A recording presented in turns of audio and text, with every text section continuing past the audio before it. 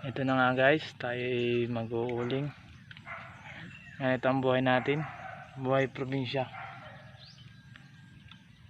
Marami ang ating inuuling, 5 drum yan.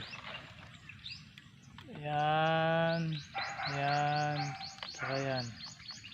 Tapos may kubo tayong maliit dito.